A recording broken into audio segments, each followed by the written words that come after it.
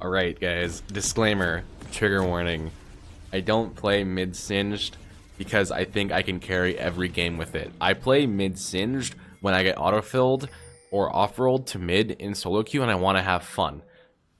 Do I think I can carry every game with mid-singed? Hell no. Do I think I can win my fair share of games playing mid-singed? Yes, of course I do.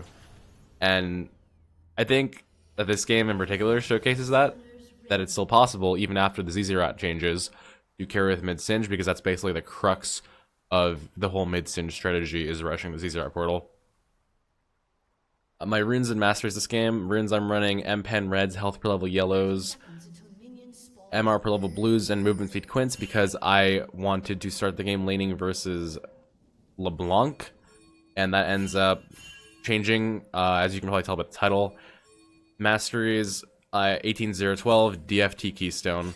So the way that this happened is basically I was off-rolled to mid lane in champion select, and I picked Singe and I alt tabbed basically. Never a good idea to alt tab in champion select. You should always be paying attention in champion select. But what happened was my team basically said, "Hey man, you're going top. I'm gonna play Kog'Maw mid," and I was like, "Hell no." No. I want to play Singed mid. I'm ready for Singed mid. So as the game was starting, I told him, no, I'm Singed mid. You go top. So he's like, fuck it. I'll go Kog'Maw top. So we have a Kog'Maw top versus a FIORA. Then we have a Singed mid versus Leblanc right now.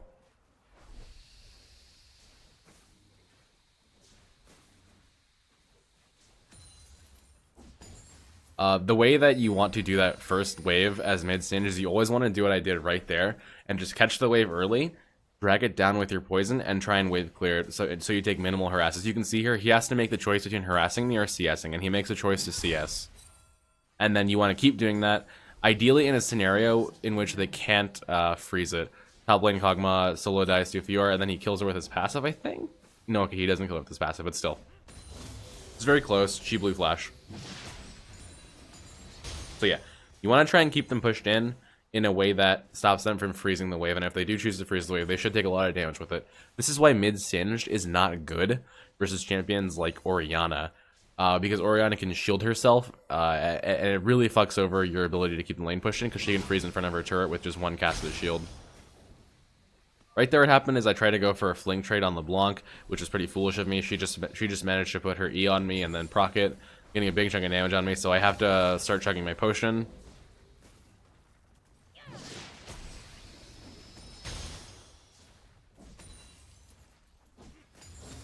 But the principle of it's still the same. Just keep pushing her in.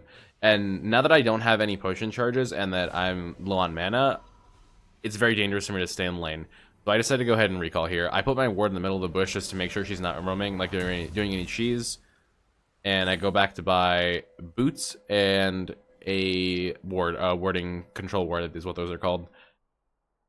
So what I'm going to do, the purpose of buying boots this early is because mid lane is a short lane, which means that the creeps will, whenever you push a creep wave, it gets to the enemy tower very quickly. So as you can see, she just pushed a creep wave there, and it got to my turret almost instantly. So me having boots means that I don't miss these CS right here, and lets me just run up and down this entire length very quickly to get back to lane.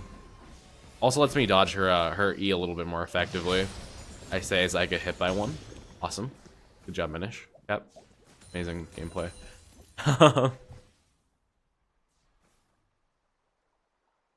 Yeah, because I took a good chunk of damage there, I'm just going to be careful for a bit. Chug up potion, regen. It's pushed again pushed into her tower. It's just keeping her pressured. Kog'Maw gets a solo kill on FIORA. Pretty crazy stuff there. So she popped her W on me, and manages to get a proc of her passive on me, which I didn't realize would actually bounce from that distance. So I stayed in range of or close to the creeps, but it ended up being not okay for me. It took a lot of damage there. Like I said, LeBlanc is actually very OP on this patch, and I wasn't completely sure what I was doing.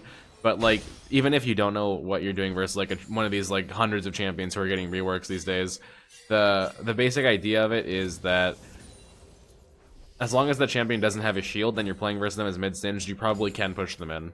So here I'm making sure I spam the hell out of Leblanc MIA. You see this? I'm spamming it, spamming it, spamming it, making sure that they know. She blind flashes over the wall and ease into this bush and just catches Kog'Maw. Almost kills Kha'Zix too, but it ends up being mostly okay. Ooh, Kha'Zix, that was ballsy. I didn't know you did that. Ends up being okay though. Not okay, but considering what we have on our team, better than what should have happened. So I go back and I buy a second Dark Seal. Hold on to the control ward, and the purpose of the Dark Seals, like I've said in other videos, is you just start to you get more value out of your refillable and your corrupting potion. So here, FIORA gets frustrated and FIORA heads mid. So now I'm playing mid Singed versus mid FIORA, which is fun. Mid lane is a short lane. All right, so she has. It's gonna be harder for her to maneuver around me. It's gonna be easier for me to maneuver around her, just because the lane is shorter. The problem is it also makes it easier for her to run away, and it makes it easier for her to catch up to me in theory. But whenever we're trading, it does make it harder for her to move around, because you can see there's less space in this area right here compared to something like up here. Look at all of this extra space FIORA has to move around in top lane. Compare that to mid, she has about that much space. So whenever I noticed that I'm 2 levels ahead of her whenever I came back to lane. So I'm doing my best to trade with her and try and like bait and all in. I get stunned there from her riposte, and I pop ultimate because I thought she was gonna try and all in me. She doesn't, which is probably the better choice from her because she's level 4 and I'm level 6. But I thought that she was gonna be an idiot and all in me, which unfortunately didn't happen there. I'm just trying to harass her as much as I can at this point and just make her take damage. But because I'm low on mana, I can't do like a whole ton. She takes a lot of poison damage here and then just walks into my. Yeah, I don't think she expected the 2 Dark Seals and DFT to be doing that much damage in combination with my ult, but that's the early power spike that Singed gets from stacking Dark Seals. So it actually burned her very quickly, a lot quicker than she was probably expecting, and then I just auto-attacked her for the last hit.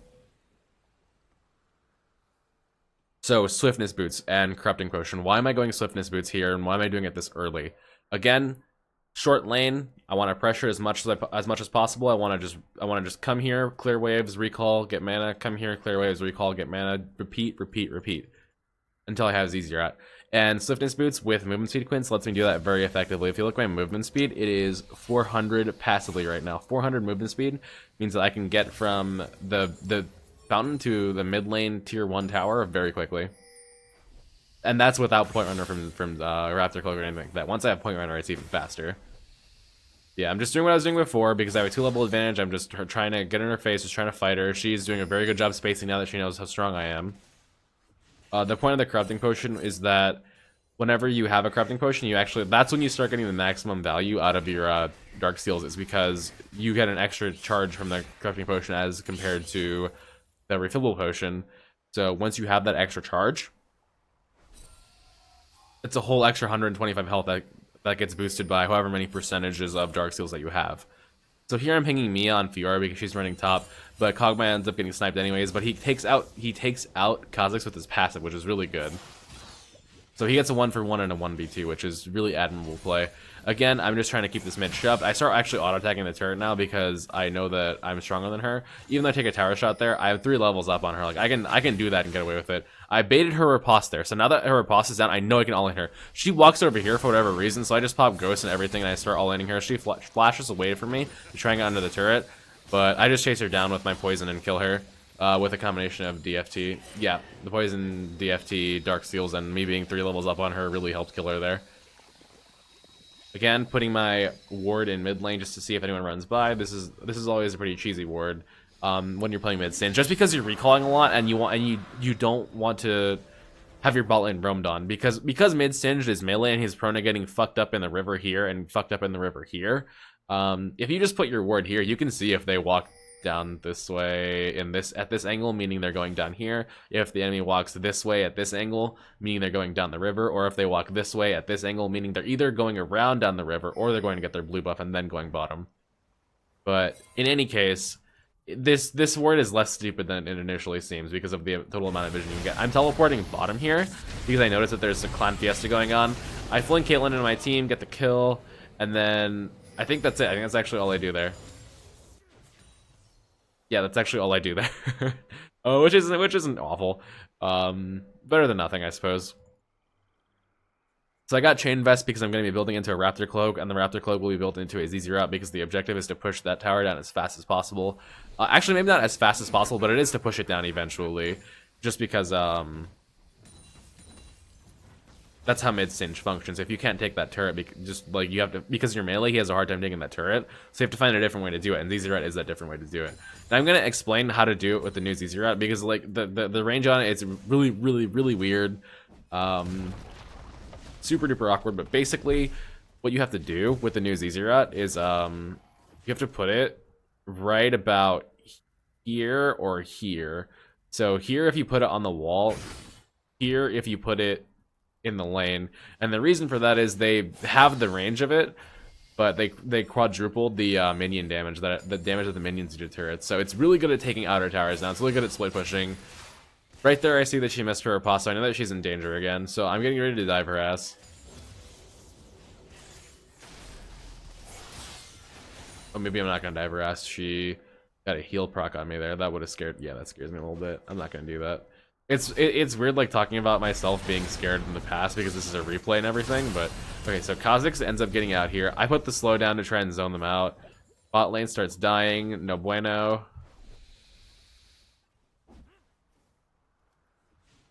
Kog'Maw is doing pretty okay. He's 2-4-1 right now. He has a wit's end, so he's just shitting on Leblanc here. Holy moly. That is really crazy. Just crazy amount of damage.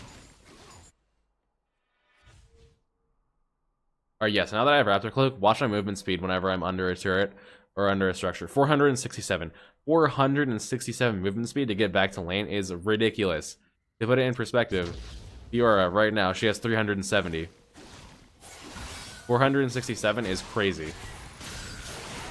Sadly, she gets a kill on the Kog'Maw there, but you know what can you do? This gives me a chance to take this mid turret here. Okay, I'm just auto-attacking this. Without Zz'Rot, Singed does almost no damage to turrets, so this gets really frustrating sometimes, having to wait for like multiple creep waves to get any meaningful damage on a turret.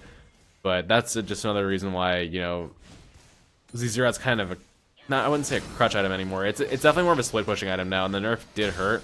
It wasn't even that much of a nerf, it was a change.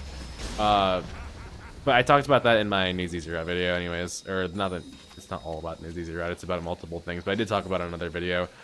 I guess I can go into detail on it here. New Zz'Rot is, it's more of a sieging item when you're with your team, and it's more of a split pushing item when you're not with your team. You have to be really smart with it now. Before, you would just like kind of lazily just dump it wherever on the map, and it would just create, like, it would just slow push waves for you and create giant snowball minion waves. Now, you can actually take a turret. Like, if you're playing Singed and the enemy top laner leaves lane to do anything, and you're able to, oh, that's unfortunate, and you're able to split push with the Zz'Rot for an extended amount of time, you will take a turret. Like, that will happen just because of the amount of damage that the Voidlings do. So here I'm noticing that Kog'Maw is dueling FIORA. He's chasing her down. I think he gets the, yeah, he gets the kill on her. Oh, come on. Okay, he doesn't get the kill on her, but I show up here. We're gonna start pushing. So we figure out that that one's a clone. I put the Zz'Rot down here. Just watch this. Watch this first Voidling. Watch this. This is crazy. Smack. That's pretty insane, right? Okay, so I know that FIORA is super low. I started just zoning around with poison. She ends up walking into it, and then she dies to Kog'Maw's auto. Kog'Maw chases down Leblanc, or is in the process of chasing her. Looks like she wants to turn on him, but she's not going to. Okay, yeah, she misses E, so she doesn't turn on him. But yeah, just look. Like, Zz'Rot shits on turrets. It's pretty crazy. And every time that you're pushed up and the enemy laner has to make the choice to leave the lane to help their team, you will take that turret. If no one immediately recalls, you will take that turret. Even if they recall late, you'll probably take that turret still. But if they recall immediately, there's a chance that they'll be able to stop you. It's just that it does so much damage now, but it does a lot more damage, but it is so easy to kill because you have to put it close, and Singed isn't exactly the best at defending it, but I think overall it's just a net shift. It's not a buff or a nerf, I don't think. My opinion might change in the future, but I don't think it's a buff or a nerf. I think it's just a change, just a change to make it more of a split push item, more of a siege item too. Because what you can do when you're with your team is you just put it behind your team in the range of the turret. This is really bad by us, which ends up dying to poison. What you can do with the new Zz'Rot whenever it's behind your team and you're sieging, like say your team is sieging right here in mid, you put the Zz'Rot back here, they can defend it, and it'll just slowly chunk this turret. It takes a lot of pressure off of your AD carry to perform in a tower sieging scenario. And of course you can still put it behind your turrets to defend a little bit. That was hilarious. But yeah, whenever you siege with your team, it does take pressure off of your AD carry to get in there and like stick their neck out to get like 100 tower damage each wave. Which is good. After Zz'Rot, I'm going RG, because RG is the best singed item.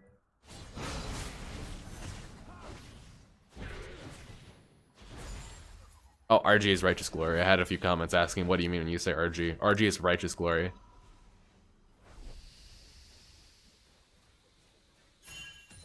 At this point, I'm 3-1 and 2. We push top turret. Kog'Maw looks like he's doing great. FIORA is not fed at all. Well, she has 4 kills, but she's not like fed, so that's good. Fed FIORA is a nightmare though.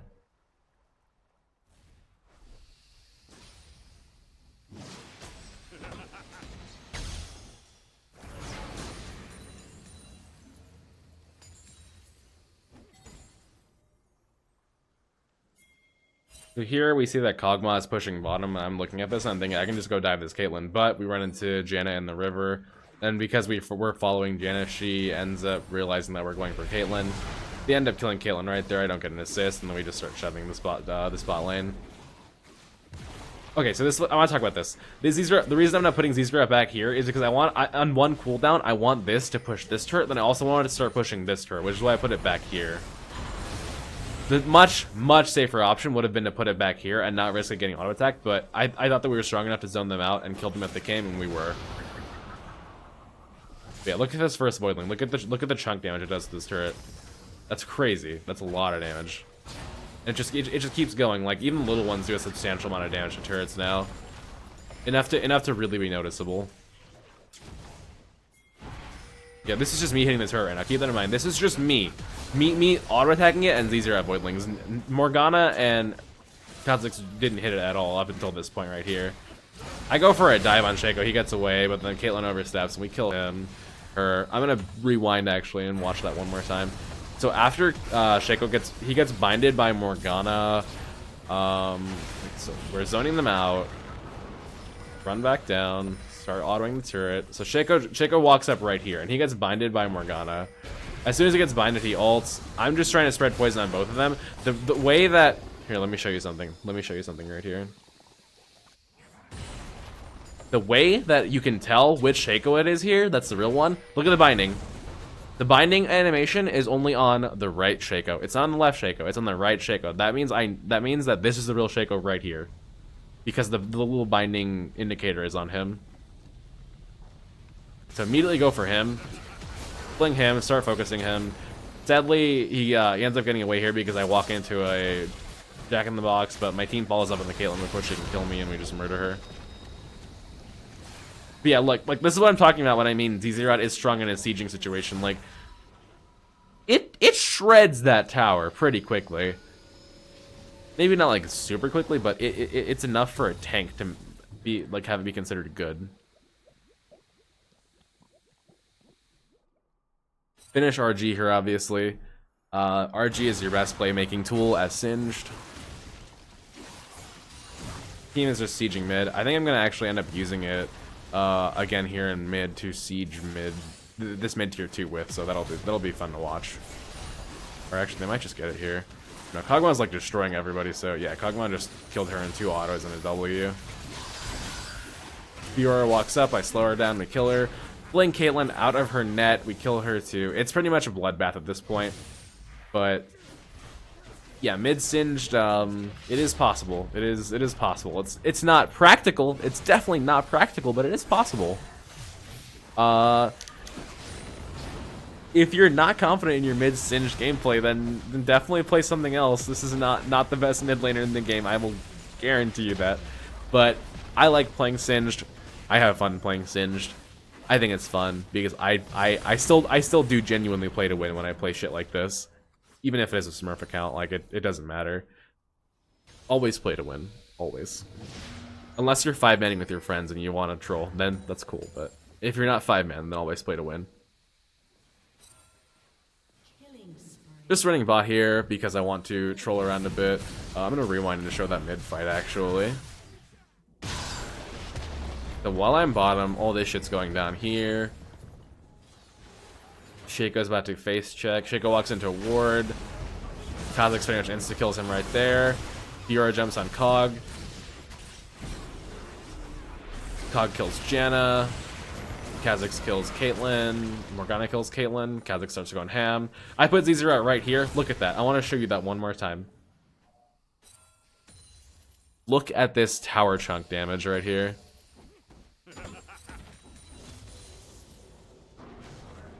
Alright, let's pause this. This Voidling, 444 AD.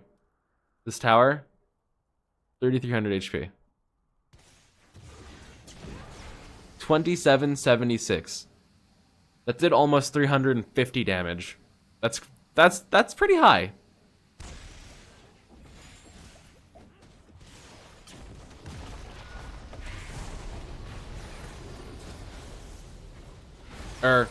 Almost 250 damage. I'm at 250. I'm smart, I promise. I'm real smart, but still, that's like 4 singed auto attacks on a turret at that stage. Like, that's a lot of damage. Me singed main, me big brain.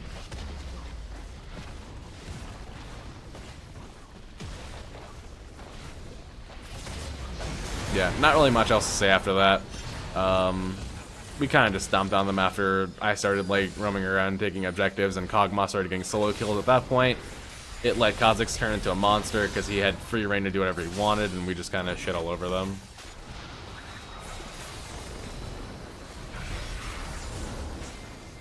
Awesome. Well, I hope you guys enjoyed this not so serious commentary. Be sure to like, comment, and subscribe if you want to see more. My internet was just recently upgraded, so expect streaming content on this channel and on my Twitch channel very soon. Really excited about that, and I'll see you guys later.